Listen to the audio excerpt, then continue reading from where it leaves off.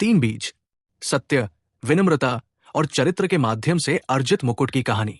रानी की परीक्षा। एल्डेरा की रानी मैरिस बुद्धिमान, न्यायप्रिय थी और अपने शासनकाल के अंत के करीब थी। उसका राज्य शांतिपूर्ण था, भूमि उपजाऊ थी, उसके लोग संतुष्ट थे। लेकिन एक मामला अनसुलझा रह गया। उसकी तीन बेटियों में से कौन उसके बाद शासन करेगी? प्रत्येक राजकुमारी अपने तरीके से प्रिय थी। अलीरा, जो सबसे बड़ी थी, साहसी और महत्वाकांक्षी थी। वो अपनी वाणी से परिषद को राजी कर सकती थी और उसे व्यापारियों और रईसों दोनों का समर्थन प्राप्त था। बीच वाली सेरेन सुंदर और आकर्षक थी। वो कला, फैशन और शिष्टाचार में जानकार थी और जनता उससे प्यार करती थी। सबसे छोटी एलिया चुप रहती थी, संकोची नहीं, बस शांत। वो अपने दिन शाही बगीचों में या प्राचीन ग्रंथों का अध्ययन करते हुए बिताती थी। कई लोग उसे सिंहासन के लिए बहुत नरम मानते थे। एक वसंत की सुबह रानी मैरिस ने अपनी बेटियों को बुलाया और उनके हाथों में एक छोटा साधारण बीज रखा। उसने उनसे कहा, 1 साल के बाद जो कुछ तुमने उगाया है उसे लेकर मेरे पास आना। मुझे न केवल अपनी फसल दिखाओ, बल्कि इस दौरान तुमने जो निर्णय लिए हैं उन्हें भी दिखाओ। इसी तरह मैं अपना वारिस चुनूंगी। राजकुमारियों ने झुककर प्रणाम किया। वे हैरान थी लेकिन आज्ञाकारी थी। वे दोनों अपने बीज लेकर चली गई और एक नियति भी जिसे बनाना था। विकास का 1 वर्ष। अलीरा ने तुरंत राज्य के सबसे अच्छे बागवानी विशेषज्ञों को काम पर रखा। वो सस्ती नहीं थी। एक ग्रीन हाउस बनाया गया, कांच और आग को गर्म किया गया, रात दिन निगरानी की गई। दूर समुद्र से विदेशी मिट्टी भेजी गई। उसने हर हफ्ते अपने बगीचे में रईसों को आमंत्रित किया, ये गारंटी देते हुए कि उसका पौधा इतिहास में बेजोड़ होगा। जब हफ्तों तक कुछ नहीं उगा तो उसने नई मिट्टी, नई तकनीकों पर जोर दिया। जब वो काम नहीं आया तो उसने बीज को गुप्त रूप से एक ऐसे बीज से बदल दिया जो जल्दी परिणाम दिखाता था। शरद ऋतु तक उसके दरबार में एक लंबा सुनहरा पेड़ खड़ा हो गया। इसकी पत्तियां चमक रही थी, इसके फल शाम की रोशनी में धीरे धीरे चमक रहे थे। ये मूल बीज नहीं था, लेकिन ये शानदार था। सेरेन ने अपने बीज को गरिमा और अनुष्ठान के साथ संभाला। उसने इसे पैतृक रूपांकनों से सजे एक सुंदर चीनी मिट्टी के फूलदान में लगाया। संगीतकार हर सुबह इस पर मधुर धुनें बजाते थे, कवि मिट्टी पर कविताएं सुनाते थे। उसने प्रसिद्ध कलाकारों को इसके लिए संगमरमर का आधार बनाने का काम सौंपा।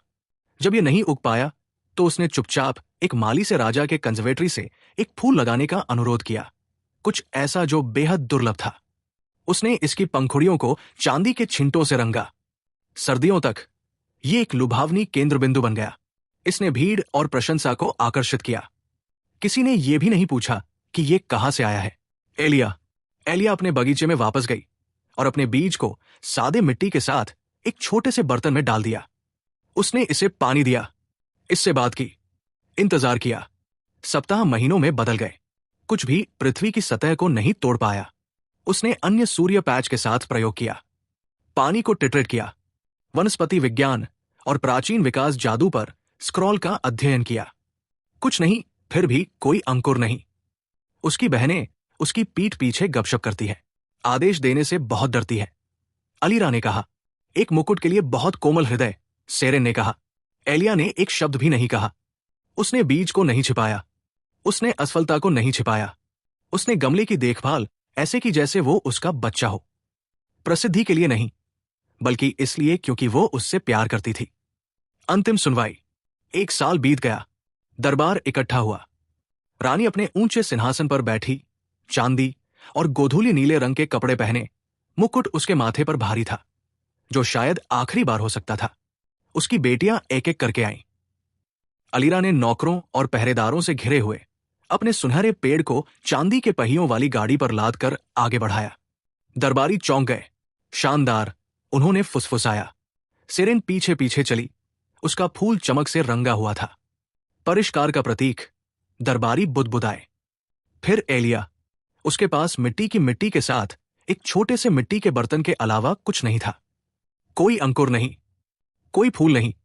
एक बार फिर से सांस फूली, लेकिन आश्चर्य से नहीं।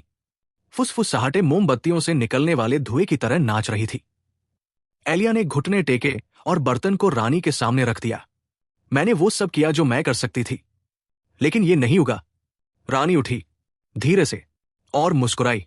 बेटियों, उसने कहा, तुम में से प्रत्येक को एक उबला हुआ बीज दिया गया था, मरा हुआ, अंकुरित होने में असमर्थ। ये बागवानी की कोई परीक्षा नहीं थी। उसकी आवाज दूर से गड़गड़ाहट की तरह कक्ष में गूंज उठी। ये ईमानदारी, धैर्य और चरित्र की परीक्षा थी। एलिरा ने एक कदम पीछे हटते हुए क्रोध में होंठ खोले। सेरेन के हाथ कांपने लगे। लेकिन एलिया, शांत, शांत। रानी ने मुकुट एलिया की हथेलियों में रख दिया। तुम में से केवल एक ने सच बोला, हालांकि ऐसा न करने का हर कारण था। तुम में से केवल एक ने सम्मान चुना, जबकि किसी ने अन्यथा अनुमान नहीं लगाया होगा। वो अदालत की ओर मुंह करके खड़ी हुई। कोई राज्य केवल सुंदरता या इच्छा पर समृद्ध नहीं होता। ये सत्य के कारण जीवित रहता है। इसे सुना जाए, एलिया शासन करेगा। और ऐसा ही हुआ। हल्के ढंग से पहना गया ताज। रानी एलिया ने दशकों तक शासन किया। सबसे मुखर नहीं, नहीं सबसे सजीद जी। लेकिन उसके शासनकाल के दौरान एल्डरा फला फूला, विनीत रूप से, मजबूती से और अपने नागरिकों के स्नेह में गहरी जड़ों के साथ। और महल के बगीचे में शाही गुलाबों और चांदी के कांटों के बीच धूप में केवल एक मिट्टी का बर्तन था, अभी भी खाली, अभी भी पवित्र। नैतिक ईमानदारी अक्सर अनदेखी हो जाती है जब तक कि वो सबसे ज्यादा मायने नहीं रखती। सत्य, चाहे शांत ही क्यों न हो, हर तराशे हुए झूठ से ज्यादा भारी होता है।